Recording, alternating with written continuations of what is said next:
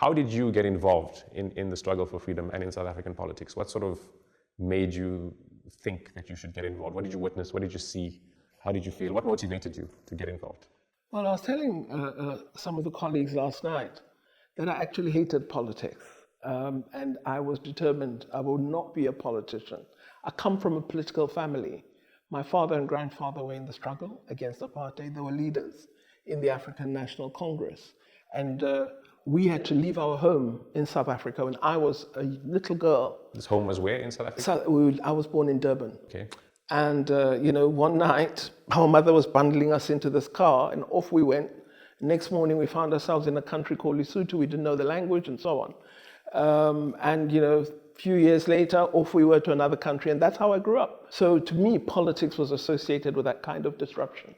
And I had promised myself I would not do what my dad is doing. And then I suppose when you're in a political family, you live politics. They talk about it every day. Our parents were very worried because of exile that we'll forget that we are African and that there's a struggle back home. So they constantly said, remember, there's a struggle. There's apartheid, but we're going to defeat it, and one day we'll be free, and we're going to go back. So this was in one's head. The other thing was that for many of us, our parents in exile insisted that we take education seriously. And I became an education activist. That's how I got involved. I believed education was the vehicle for Black people for freedom. And a freedom where our intellectual resources will be brought to bear in creating a different South Africa.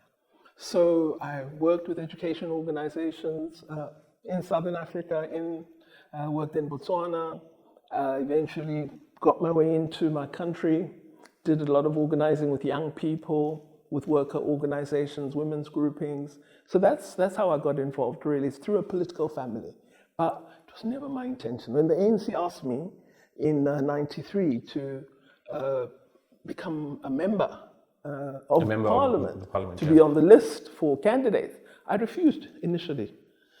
I said, no, I'm an academic. I was lecturing at university. I want to be a professor. And they said, no, we really need some of our academics to become members of Parliament to support the process of crafting, new constitution, new laws, and so on.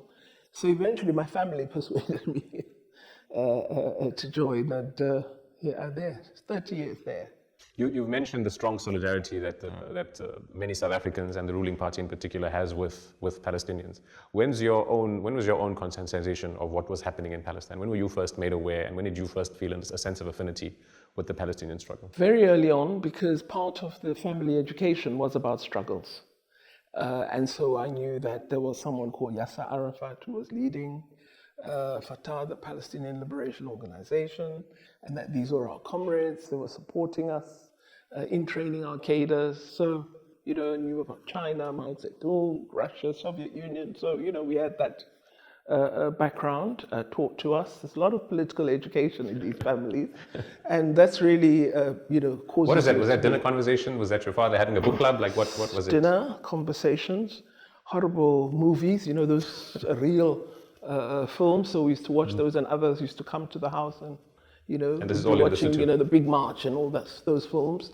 Lesotho, Zambia, London. Yeah. So, we were aware. We're a reading family. We were taught to read, to be aware of the world. The first march I was part of was at university in support of the struggle in China. So, it's really being aware.